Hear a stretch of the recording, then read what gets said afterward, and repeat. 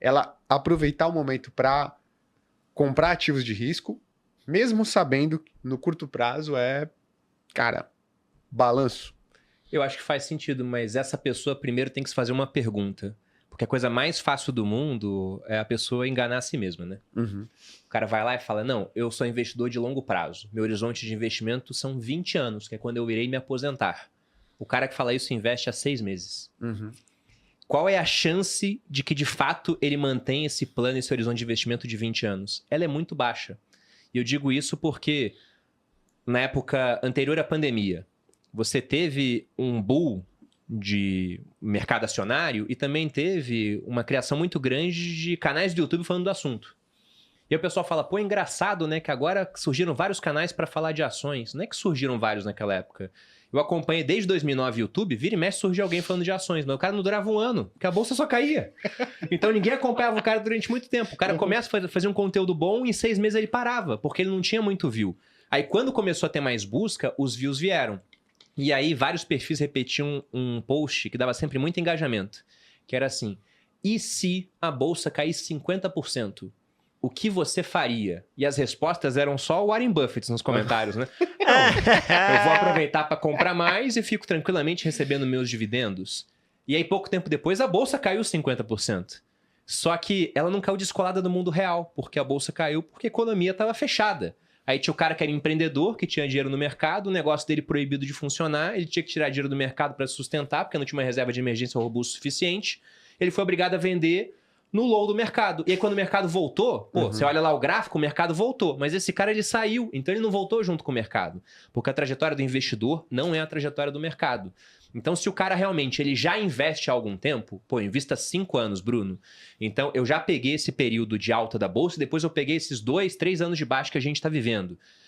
Então eu consigo projetar que no futuro eu estarei investido ainda. Ele pode comprar um título público que está pagando IPCA mais 7 alguma coisa, de prazo longo, para ganhar na marcação mercado, caso em 26 tenha uma mudança de governo, esse cara pode.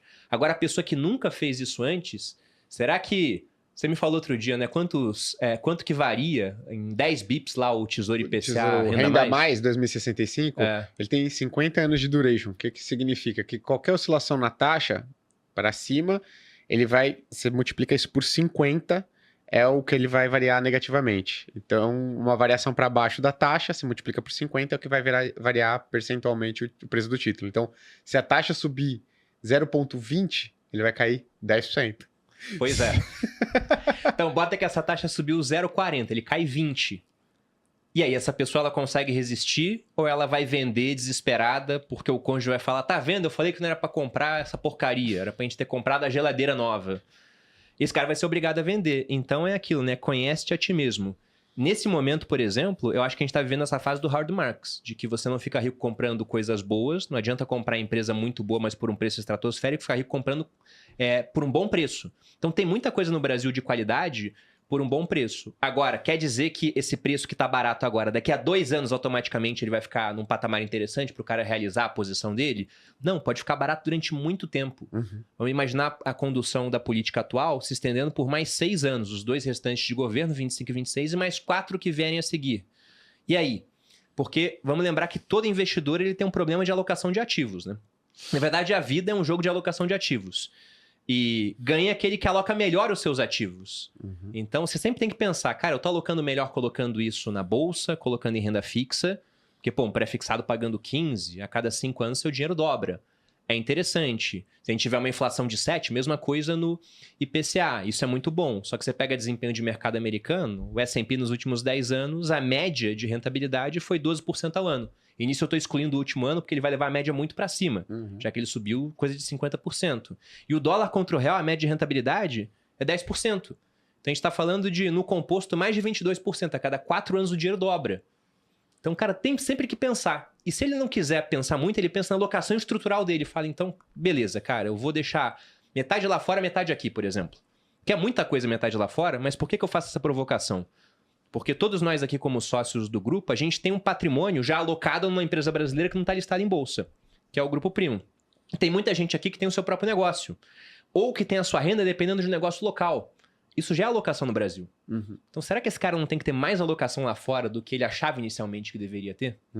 Esse é que é o ponto. Eu acho que aqui no Brasil a gente subestima muito o quanto a gente tem que investir para não depender do nosso próprio país.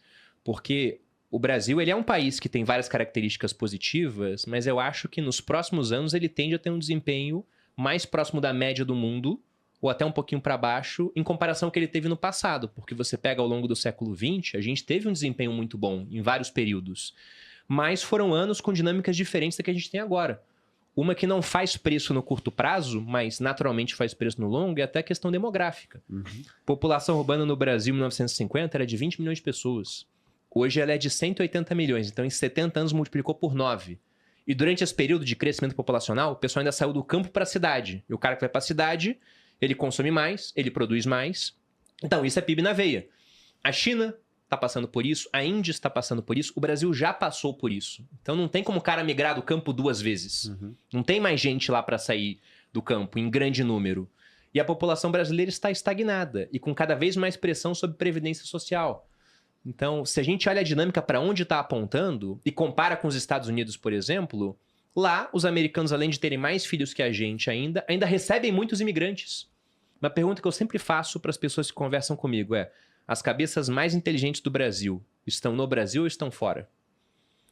Eu não sei. Da Índia, todo mundo fala, estão fora. Então, esse pessoal vai produzir mais crescimento aonde? É na Índia ou fora?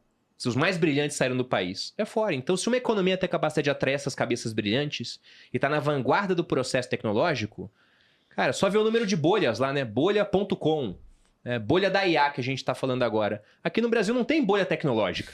Porque não tem tecnologia, cara. A gente é usuário. E mesmo assim a gente usa mal porque o nível educacional no Brasil é mais baixo. O pessoal usa IA para fazer meme. Esse é o estado da arte. Isso é o Brasil. Aqui no Brasil. Golpe, né? Esse é o Brasil. Esse é o Brasil. Essa questão golpe, demográfica que você trouxe, Bruno, é algo que eu particularmente tenho pensado bastante tá fazendo ultimamente. Sua parte, né, Tá já fez a parte dele. Não, a minha parte eu já fiz, né? Os dois já estão, a recomposição eu já fiz. Mas o ponto é que a gente ainda não se deu conta de que nós já jogamos o bônus demográfico no lixo, como sociedade. Já jogamos, né? E nenhum país, né, que é decente do ponto de vista social e inclusive no mundo, ele conseguiu se tornar país decente sem necessariamente enriquecer a sua população antes de perder o bônus demográfico. Nenhum, absolutamente nenhum. E a gente não ficou rico como nação antes de perder o bônus demográfico. E esta conta não chegou ainda. Esta conta chegará adiante. Então esse é mais um fator que a gente tem que colocar. E esse é um fator aí de médio e longo prazo, porque essa conta também ela não chega do dia para a noite. Exato. Ela vai se deteriorando ano após ano, ano após ano, ano após ano. A gente vê essa questão da previdência bater na porta, sempre, né, fazendo a gente apertar ainda mais o cinto, né? Isso, inclusive, acaba gerando essa fuga de cérebro. Essas coisas são fatores que vão se acumulando para nos obrigar cada vez mais a investir lá fora, assim, a colocar nosso dinheiro lá fora, porque a situação interna, eu particularmente não vejo com bons olhos olhando para uma estrutura assim de 15, 20 anos. Sim. Não é para os próximos 2 ou 3 anos. A gente pode ter espasmos, né? O famoso voo de galinha, esse nós somos especialistas, né? Agora, quando você pensa estruturalmente o Brasil, esta questão demográfica me preocupa demais. O Benjamin e o Pedrinho já tem um pé lá em Portugal, né? Eu crio meus filhos para serem literalmente cidadãos do mundo. Pensando em algo global. A sua cabeça tem que ser global. Eu vou te dar a oportunidade para a sua cabeça ser global. Eu não vou poder tomar decisão por eles. Né? Mas as ferramentas para que eles possam tomar decisões globais, essa eu quero deixá-los. Porque quando você olha... Isso é triste, né? Porque todo mundo olha para dentro e fala, não, isso aqui é minha terra, é aqui que eu quero prosperar. Mas quando você olha para frente, você fala, cara, eu sou só um em 210 milhões e você vê uma galera que literalmente não tá nem aí para isso. E o Brasil também tem outro ponto, né? Porque, como você disse, nós estamos ficando velhos antes de ficar ricos. Você pega o Japão está velho, mas ficou rico antes, né? O Japão, por exemplo, na média, a cada 2 anos eles perdem 1 milhão de habitantes. Então, olha como isso é grave, né? E aí você imagina uma sociedade que é dominada por anciãos. E aí as políticas são feitas para esses caras. E eles dependem dos jovens trabalhando. Então é tributar cada vez mais o pessoal jovem que produz para manter o pessoal que é inativo. O ancião, e aí o jovem vai embora. Isso, naturalmente, ele é menos PIB. E é menos propenso também à inovação. Ele vai produzir, uma pessoa mais velha, ela vai produzir menos PIB. É normal, faz parte. Então, a gente está fadado a isso. E não vai demorar. E não vai demorar, porque a gente já jogou fora o bônus demográfico. Não, no horizonte de vida passa assim, cara. Em 10 anos a gente está vendo consequência disso começando a aparecer. E o ponto de tendência demográfica é que é muito difícil você conseguir uma alteração. Porque ela tá lá por condições sociais. Então, por exemplo, a minha irmã, ela trabalha com leilão de imóveis. E aí ela arrematou um imóvel e me mostrou, era num prédio onde você não tinha área para criança, não tinha aquele play, mas tinha área para pet. Ou seja, já é o mercado refletindo as preferências dos consumidores. Então, se as pessoas têm menos filho, não precisa de área para filho nesse prédio. E aí muita gente fala, pô, uma vergonha, o cara que tem 35 anos morando com os pais. Mas é porque é cada vez mais caro sair da casa dos pais numa grande cidade. E aí a sequência natural é, você sai da casa dos pais, você começa a sua família, você casa, e aí você tem filhos. Se o cara nem saiu da casa dos pais, quando é que ele vai ter filho? Exatamente. E aí tem o relógio biológico correndo também. Então, se a gente pega hoje, o Brasil, apesar de não ser um país desenvolvido, porque geralmente países desenvolvidos têm taxa de natalidade mais baixa. A gente já está com uma taxa de natalidade de 1,57 filhos por casal. Isso é mais baixo que a França. É mais baixo que a Islândia. É mais baixo que os Estados Unidos. A gente já tem taxa de natalidade de país rico já. Exato. Nós não somos. E isso porque o cara, quando a gente fala isso, o cara fala, pô, mas aqui na comunidade do Rio de Janeiro, perto da minha casa, eu vejo casais com 5 filhos. Mesmo assim, a nossa média está lá embaixo. Porque aqui em São Paulo eu canso de ver casal mais velho que não tem filho, pô. Eu, por exemplo, a Nicole, a gente não tá nos planos dos próximos 2 anos, não tá nos planos. A gente pode rever lá na frente, mas... Faça a sua parte pelo Brasil, Guilherme. Por favor, Guilherme. Você, cara, começou agora, cara. Mas comecei, pô. Cara, tem um ponto muito interessante aqui que você estava falando de crise, e é nesses momentos que a pessoa precisa aproveitar para comprar ativos a preços atrativos, que é algo que o Howard Marks sempre fala. É um ponto interessante, porque a pessoa ela fala o seguinte, ó, você falou na pesquisa, quando a bolsa cair 50%, o que você vai fazer? É só os Buffett lá, vou comprar. Porque o que a pessoa imagina? Ela fala o seguinte, olha, putz, a próxima crise ela vai ser idêntica a essa. Quando ela for igualzinha, eu já sei o que eu vou fazer. Qual que é o ponto? Nenhuma crise ela é igual a outra. Ela sempre traz as suas semelhanças, mas o que você vê no noticiário é que sempre a gente pode chamar, cara, 20 economistas aqui e falar o que tem de diferente dessa crise com a crise da Dilma. Ele vai trazer inúmeros pontos de diferenças. Então aí o investidor, a investidora vai ficar travados, né?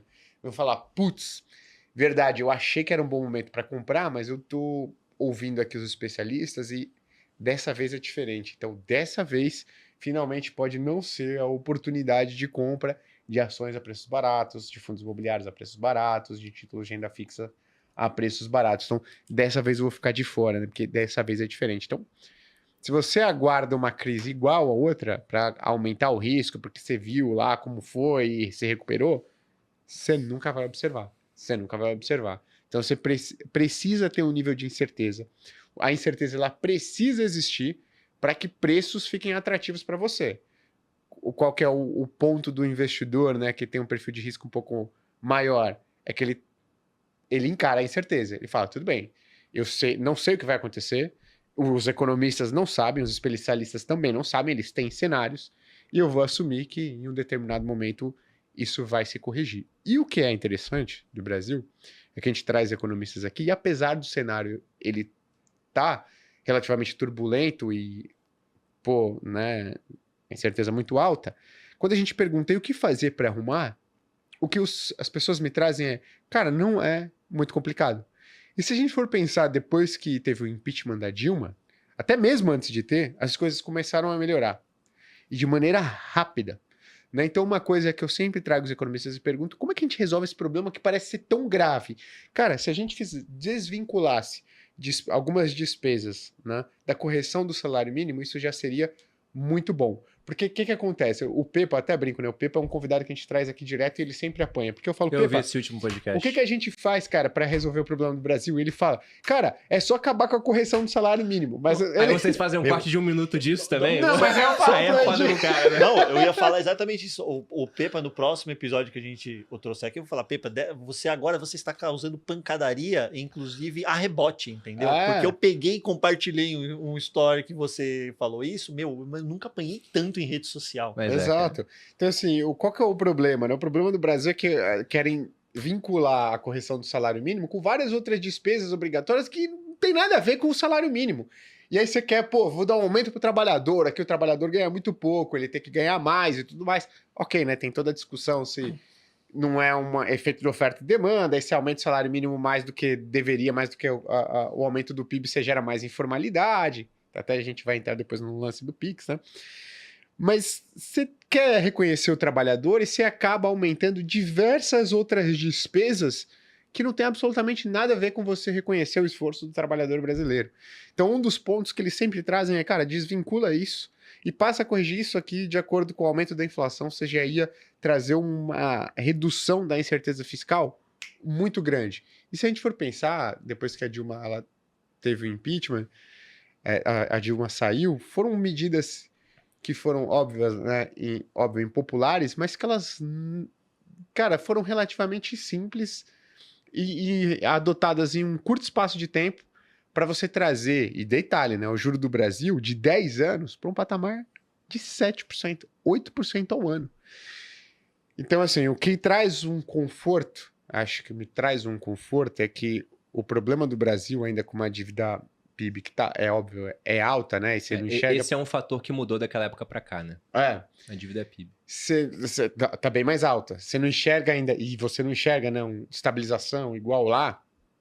Mas quando eu trago aqui alguns economistas, eles fazem um diagnóstico relativamente simples. Olha, é simples, é complicado do ponto de vista político, mas do ponto de vista matemático, ele é relativamente simples. Do ponto de vista político, ele é mais complicado, mas isso pode dar um conforto pro cara que fala assim, opa, vamos lá, né? Vamos assumir um pouco de risco aqui, então, no Brasil, né? Porque se você for ver pela ótica atual, e de novo, né?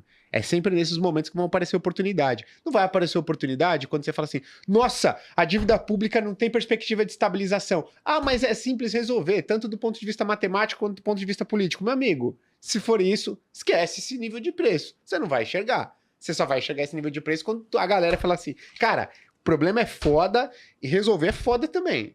Aí você vai enxergar esse nível de preço, IPCA mais 7,30, IPCA mais 7,50. Se não, esquece, né? Você fala, o Gui é louco, não tem perspectiva de estabilização da dívida pública e também não é fácil resolver. Se fosse fácil resolver, se tivesse perspectiva de estabilização, não estava nesse nível de preço. Não, o patamar seria diferente, sem dúvida nenhuma. E, como eu disse, eu concordo com essa visão de que tem muita coisa no Brasil barata. Eu tenho posição em Brasil, vou falando que eu não tenho nada aqui. O único ponto é que, no meu caso, como... O pessoal me olha e pensa, pô, o patrimônio do Bruno, a maior parte está em Bitcoin. Se eu considero o patrimônio todo, o Grupo Primo é uma parte muito relevante do meu patrimônio. Então, como eu já tenho uma alocação no Brasil muito grande, chamada Grupo Primo... E em equity, né? Exato. Eu quero equilibrar as coisas. Esse é o ponto. E é uma empresa que, querendo ou não, ela depende também do desempenho do mercado. Perfeito. Porque quando o mercado sobe, pô, a demanda por produtos do grupo, ela fica maior do que com o mercado lateralizado ou em baixa. Então, eu invisto muito mais lá fora do que a média das pessoas para equilibrar a minha vida. Só que o ponto é, se as pessoas forem pensar assim, elas vão ver que essa média de investimento deveria estar mais alta lá para fora. Perfeito. Agora, tem coisa boa aqui no Brasil? Tem. Eu fico impressionado, inclusive, com a resiliência de algumas empresas nacionais. Eu fui em Barcelona, na minha última viagem até lá, que foi apenas a segunda, mas é muito mais elegante falar assim, né? Parece que eu fui várias vezes. Mas tinha umas lojas que tinham placas na entrada e a prefeitura dava essas placas quando a loja atingia uma idade centenária. E aí, duas lojas me chamaram a atenção. Era uma loja que vendia velas e a outra vendia moedas. Era uma loja de um numismata. Vendia moedas antigas, colecionáveis. E eu comecei a pensar nas empresas do Brasil. Porque se você pega um ciclo de 100 anos de Brasil, cara, você está falando de 8 trocas de moeda, você está falando de períodos hiperinflacionários, você está falando de mudanças de regime político com governos de exceção em vários períodos. E mesmo assim tem empresa que existiu durante todo esse período. Para esse negócio existir durante todo esse período, com mudança de governo, mudança de moeda, com hiperinflação cavalar, eu gosto sempre de lembrar aqui, chuta um número de inflação no Brasil dos anos 80 até 94, período de 14 anos. Chuta quanto foi a inflação acumulada nessa época. 10 milhões. Você chutou bem, Ricardo. Eu fico com os 10 do Gui. 10. Foi de 13 trilhões. 13 trilhões? Foi. Trilhão? Trilhão. Tá no site do IBGE. Tá no meu livro, página 107. Caraca, cara. Ou seja, inflação de 100% são preços dobrando. 13 trilhões são preços multiplicando por 260 bilhões de vezes. Então você fala, cara, a Klabin existe há 125 anos. Não, vamos lá. Deve ser muito bom, cara. É tanta troca de moeda e corte de zero que você se perde nisso. Exatamente. Você se perde nisso. Você- Corta zero, corta zero. Vocês corta foram o zero. chute mais próximo que já me deram pra essa pergunta. Porque geralmente o cara fala 4.000%. Cara, olha a diferença, Não, pô. né? Então, se um negócio sobreviveu durante todo esse período, como uma Klabin, por exemplo, então esse negócio deve ser muito bom, deve ser muito difícil disruptar esse negócio. Uhum. Inclusive, quando lançaram aqueles leitores de livros digitais, o Kindle e outros, né? Eu lembro que as empresas de papel e celulose começaram a cair em bolsa, porque falam, ninguém vai mais ler em papel. Ah, isso é uma beleza. Passou um tempinho, cara. Hoje em dia você tem todo mundo com o Kindle, mas tem livro em casa. Ah. Eu prefiro ler no livro do que Mil no vezes. Kindle, por exemplo. Vocês estão com papel aí na mesa. Uhum. E papelão, consumo pra cacete. Eu fiquei impressionado no Natal, o tanto de papelão que tinha lá em casa por conta de presente, de criança, etc. Não, e o e-commerce, né? Porque você tem que ter embalagem pra distribuir no e-commerce. Então, cara, E assim, se a gente for pegar no Brasil as empresas centenárias, Klabin, Banco do Brasil, acho que a Sul América, cara, tem mais de 100 anos também, uma empresa de seguro. Cara, então tem algumas empresas no Brasil centenárias. E aí acho que esse é o ponto, né? Se você tem empresas, a pessoa fala, putz, mas o cenário tá muito complicado à frente. Acho que você tocou num ponto muito legal. Cara, tem empresas que sobreviveram a trilhão de taxa de inflação, né? Acumulada, óbvio. Em períodos hiperinflacionários. E com confisco no final ainda, cara. Porra, cara, assim, o cara ele pegou. Cara, a inflação te segura, né? Tá amarrando teu braço e vem o Collor e soca a sua barriga. Pá, A cara, não é nem a barriga. o saco, né? Cara, e você sobreviveu. Então, eu acho que. E aí, pô, até pra entrar num pouco de seleção de ações, eu acho que é isso, cara. Hoje a gente tá num nível de preço muito baixo, mas é o seguinte: tem coisa que tá barata, porque ela tem que estar barata mesmo. Porque, muito provavelmente, falando de ação, de empresa, tem coisa que não vai sobreviver. Por exemplo, você olha para small caps, né? Você olha para pequenas empresas. E, cara, assim, o conselho administrativo de várias dessas empresas, eles foram surpreendidos muito negativamente. Ele falou, cara, acho que agora é hora, o Brasil ele vai virar num ciclo mais positivo, então tudo bem a gente manter o nível de endividamento mais alto, a gente pegar mais dívida e tudo. E essas empresas pequenas se endividaram mais, e agora eles estão passando por um período que talvez a Selic no Brasil ultrapasse o patamar de 14,25, que foi o patamar mais alto das últimas duas décadas da Selic brasileira. E os caras acabaram de se endividar mais. E já passando por um período dos últimos 3, 4 anos, desafiador. Então tem coisa pra mim que tá barata no Brasil, porque tá barata e talvez, infelizmente, não sobreviva. Empresas grandes que valem 600, 1 bi na bolsa, 2 bi na bolsa, né? Então hoje eu vejo empresas grandes, centenárias, que sobreviveram todos esses períodos sendo negociadas a preços muito baratos. Sim. Eu acho que em bolsa, cara, nesse momento, eu não quero a microcap. Nem precisa, né, cara? Assim, eu acho que tudo bem você querer uma multiplicação de patrimônio de 5, 10 vezes em um curto espaço de tempo, em 2 anos.